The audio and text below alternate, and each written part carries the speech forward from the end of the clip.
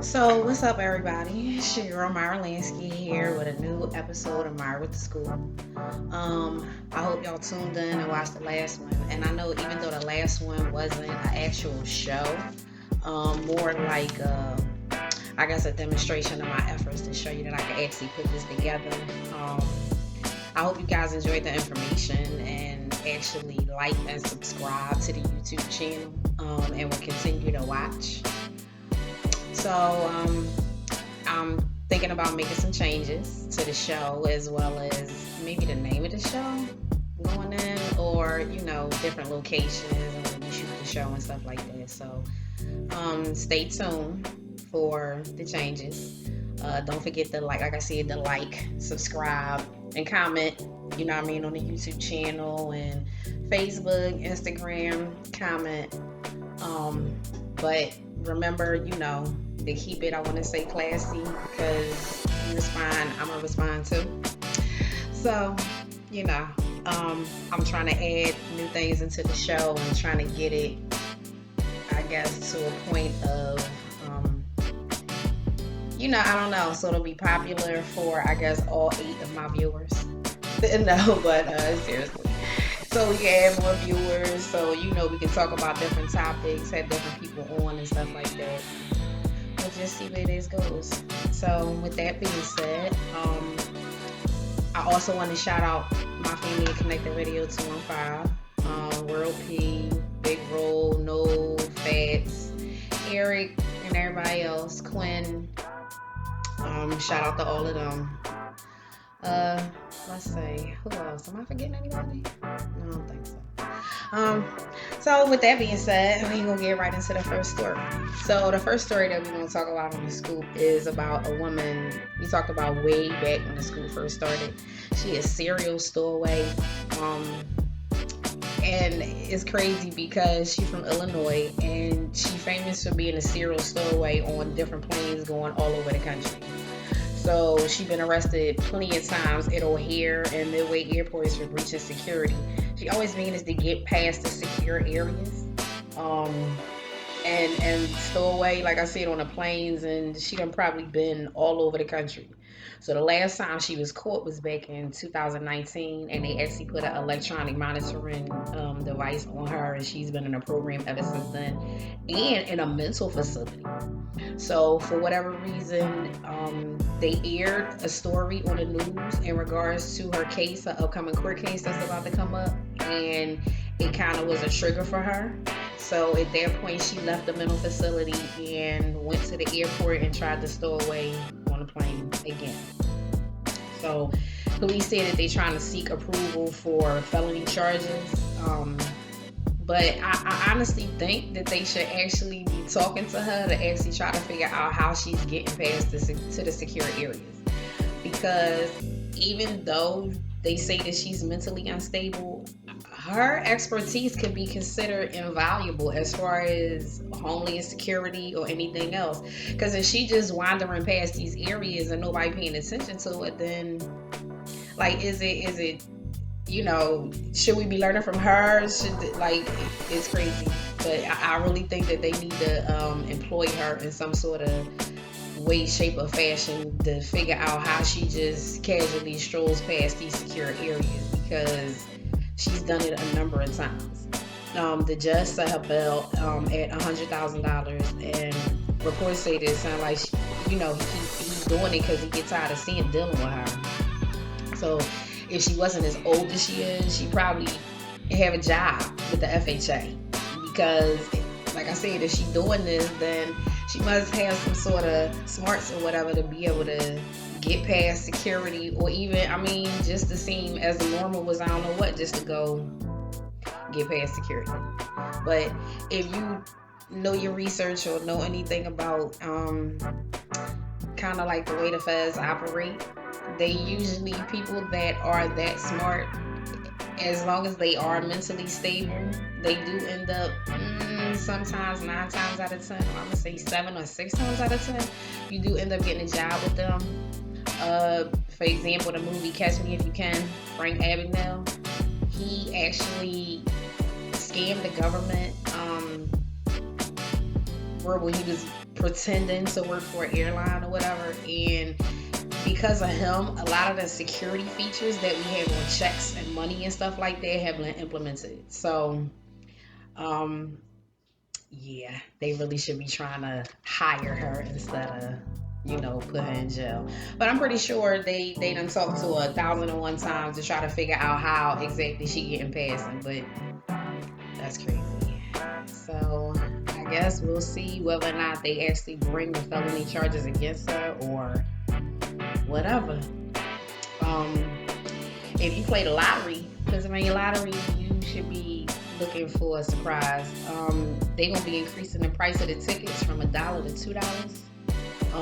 So it's gonna be a little bit more to play the lottery. Not like, I don't know. I don't play the lottery. People in my family do, but I just think, to me, is another form of gambling. But to each his own. So, but that's one of the revisions that they have coming so far with the lottery. So this isn't the first time the game has been revised. So we'll see if they have some other revisions coming in the future. So the next story we're gonna get into, it's kind of unusual and funny. Is a story about a restaurant in Taiwan. They ran a promotion bill to get people to come in, to try the new restaurant. So what they did was they told people that if you have the characters for the word salmon in your name, if you have actual ID that has that on you, that you can bring it into the restaurant and that you can get free food, all you can eat food. So what people decided to do is go to the local registrar's office in Taiwan or whatever city that they lived in and actually change their name to add the characters for the word salmon in their name so they can show up at the restaurant and get food. So what happened is one student changed their name to cow salmon rice bowl, but they said that they planned to change it back like afterwards or whatever, and people been changing their names to crazy stuff like Salmon Prince, Meteor Salmon King, and Salmon Fried Rice. So 2 people who changed their name managed to eat around $460 worth of sushi in one sitting, and then they posted online that they didn't think that they would be eating salmon for a while. Well, I guess you wouldn't be eating salmon for a while if you ate $460 worth of salmon. That's a lot of salmon. That really is. I mean, even at an all-you-can-eat place, like really, that really is a lot to be eating. Like that's crazy. But people do crazy stuff for free stuff, so to each his own. But it's just crazy. I think they should make it harder for people to change their name back, so they have to keep those characters in their name. Because if you did that, just to get something free, that's just larceny. Like that, you know what I mean? It's just, I don't know. To each his own. People do stuff, but it is actually going to create a backup in the state system as far as filing things, because it's already it was getting on people's nerves when they actually came to change the name. But now it's going to actually cause a backlog and people trying to change it back. So they should increase the fees and make it higher. That way people won't want to do it. Because right now it's only at about $3 or whatever there to actually do it. So they should definitely increase the fee, so people won't want to do it again, so it won't have, you know what I mean? And any other restaurants in Taiwan that are thinking of doing that, the jurisdiction should put a fine on them for doing it, to change it, because people, like I said, to each his own, but I just think that was definitely funny and unusual. With the pandemic going on, there's been a temporary stoppage in landlords being able to evict people and collect rent, or collect rent, evict people for non-payment. So, while it's being difficult for everyone, it's actually taking the stance that some landlords have taken the stance that they would rather reject the federal, because they are being offered federal aid. They're taking the stance that they would actually rather reject the federal aid that they being offered, because the federal aid is coming at a discounted rate. So say the federal aid they're offering would be 70% of actual what the back rent would be, not the whole thing. And some landlords are choosing to just go ahead with the eviction process, put the person out, and then just look for a whole new tenant that they know is going to pay the full actual rent. So if you haven't been working with your landlord or trying to at least pay some sort of, you know, but the federal guidelines stipulate that the funds should be used to pay back rent or whatever. But individual states, you know what I mean, that it's just getting hard. They don't, you know what I mean, they don't want to take the money because like they scared that it might happen again. And if it happen again, then they still gonna be getting pennies on the dollar for back rent that's cold.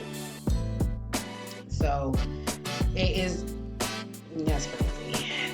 The ban on federal evictions expires at the end of the month. Well, actually, yeah, at the end of the month. So, and it doesn't mean that the landlords have to renew leases. So, some landlords feel like if you weren't holding up to your end of the deal, then why should I hold up to my end of the deal? I'm gonna just go ahead with the eviction process and get, you know what I mean, a new tenant in here that can actually pay the full rent or that actually wants to pay the full rent. So, you can kind of understand some people can understand how people are, like if you a tenant and if you a landlord, because you need your money to pay your bills. If you're a landlord and tenants, you need some place to stay.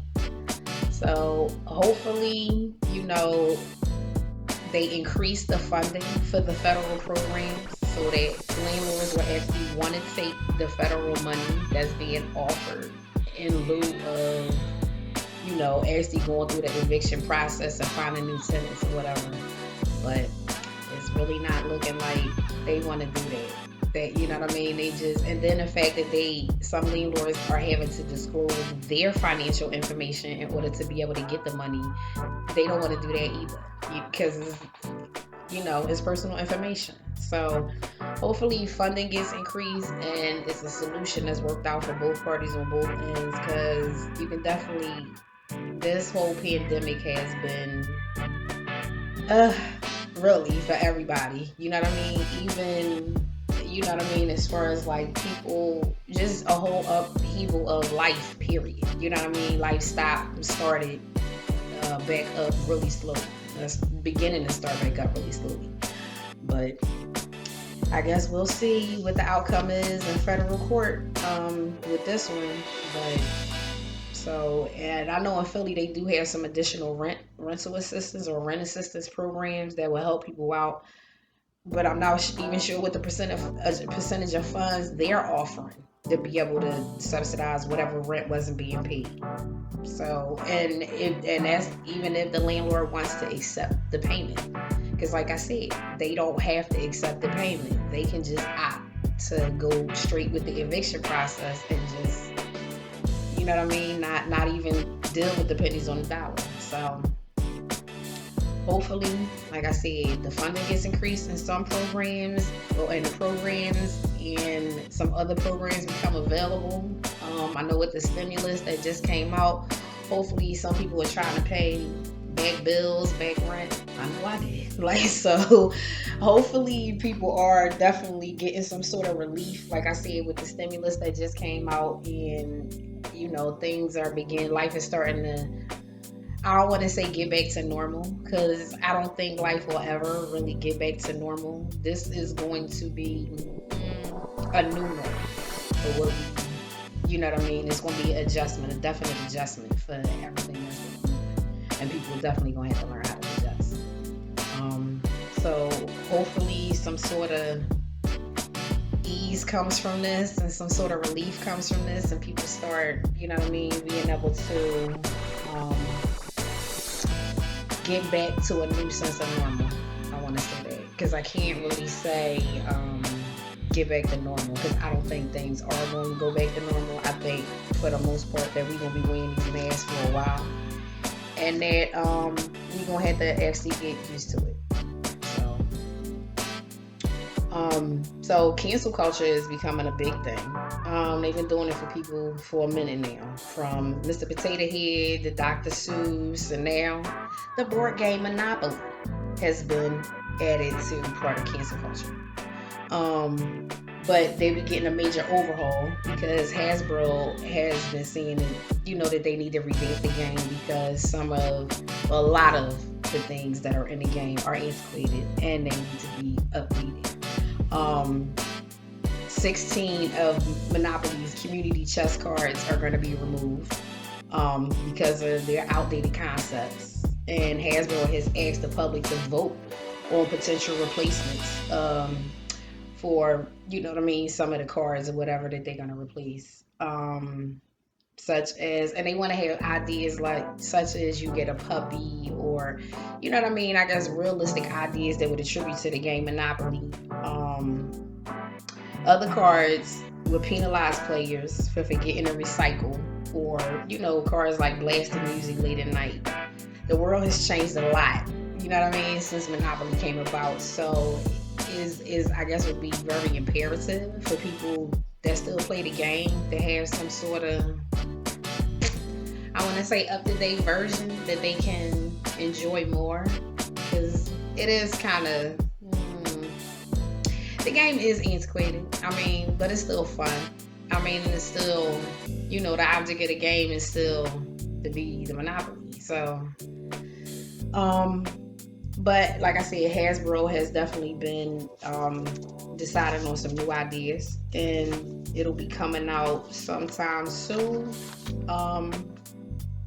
And they definitely gonna be revamping some other things, like I said, like the Mr. Potato Head and all that other stuff, and all the other toys that they have outdated concepts and concepts that aren't necessarily culturally, racially sensitive right now. So we'll definitely be on the lookout to see what kind of new toys Hasbro has on the horizon and what they're coming out with. Another quick story. I'm going to give a shout out to Gorilla Glue Girl, Jessica Brown. She is pregnant with her 6th child. So congratulations to her. And also updated, Michael Strahan got the gap in his teeth fixed.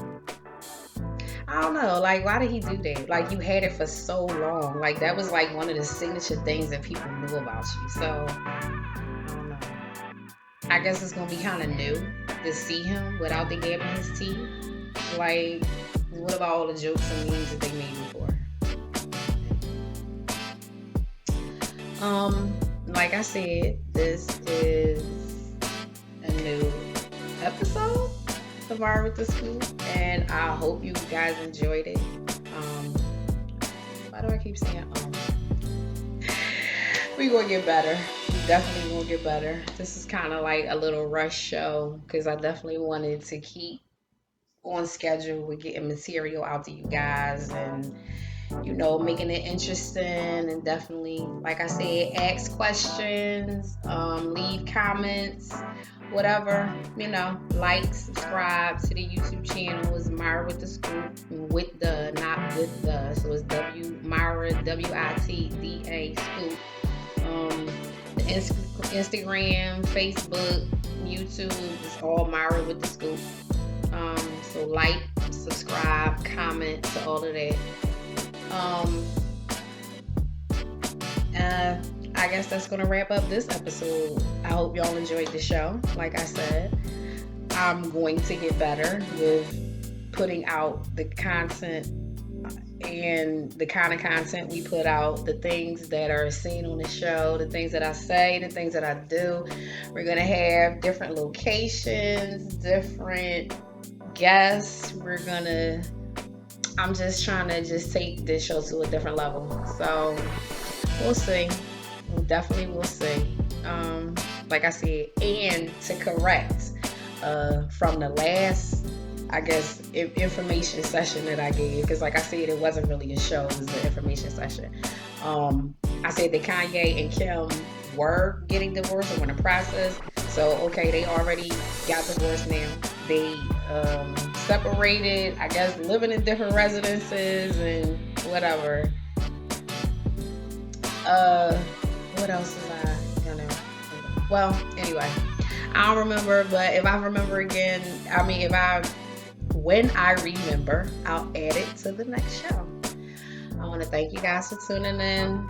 As usual, I enjoy doing this, and I know this seemed kind of all over the map, but thank you for tuning in, and we definitely gonna get better. This is Myra Wit da Scoop, and see you.